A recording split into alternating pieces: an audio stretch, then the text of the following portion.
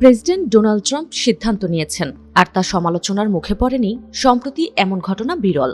এবার তেমনই এক ঘটনা দেখা গেল কেভিন ওয়ার্শের বেলায়। যুক্তরাষ্ট্রের কেন্দ্রীয় ব্যাংক ফেডারেল রিজার্ভের প্রধান হিসেবে ট্রাম্পের ওয়ার্শকে বেছে নেওয়ার সিদ্ধান্তকে সাদরে গ্রহণ করেছে সবাই। আর্থিক বাজারে ফিরতে শুরু করেছে স্বস্তি। তাহলে কি নিজের উদ্দেশ্য হাসিলে ভুল লোককে বেছে নিলেন ট্রাম্প? উঠেছে সেই প্রশ্ন। মূলত এই দফায় ক্ষমতায় আসার পর থেকেই ফেডে পরিবর্তন আনতে চাইছিলেন ট্রাম্প। সুদহার কমিয়ে বিনিয়োগে আকৃষ্ট করে কর্মসংস্থান বাড়াতে চাইছিলেন তিনি। কিন্তু শেষ পর্যন্ত ফেডের চেয়ারম্যান জেরোম পাওয়েলের কারণে খুব একটা সুবিধা করতে পারেননি ট্রাম্প। এবার সেই জায়গাতেই নিজের আস্থাভাজন ওয়ার্শকে দায়িত্ব দিচ্ছেন তিনি। স্বপ্ন দেখছেন ওয়ার্শকে দিয়ে নিজের অর্থনৈতিক দৃষ্টিভঙ্গি বাস্তবায়ন করার।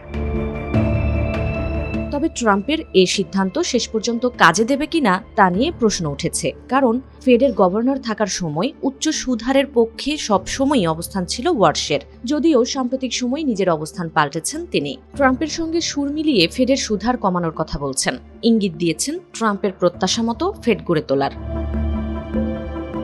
তবে ওয়ার্শকে যারা চেনেন তারা বলছেন ভিন্ন কথা। তাদের ভাষ্য, ফেডের স্বাধীনতা খর্ব হয় এমন কিছুই ট্রাম্পকে করতে দেবেন না ওয়ার্শ। বহু বছর ধরে ওয়ার্শকে চেনা হুভার ইনস্টিটিউশনের সিনিয়র ফেলো লি ও হ্যানিয়ান বলেন, ট্রাম্পের নির্দেশ মেনে চললে ফেডের মর্যাদা নষ্ট হবে, চেয়ারম্যানের পদ দুর্বল হবে, আর্থিক বাজারে ভয়াবহ অস্থিরতা তৈরি হবে।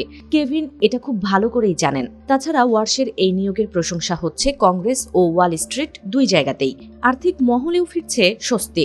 এতে পরিষ্কার বিনিয়োগকারীরা ওয়ার্শকে এখনও উচ্চ সুদহারের সমর্থক হিসেবেই দেখছেন। বিনিয়োগকারীদের ধারণা সত্যি হলে বুমেরাং হতে পারে ট্রাম্পের এই সিদ্ধান্ত। সুদহার কমার বদলে উল্টো বেড়ে যেতে পারে। এমনটি হওয়ার সম্ভাবনা যে উড়িয়ে দেওয়া যাচ্ছে না, সেই আভাস মিলেছে রচেস্টার বিশ্ববিদ্যালয়ের অর্থনীতি অধ্যাপক ও সাবেক ফেড কর্মকর্তা নারায়ণ কোচেরলাকোটার কথায়।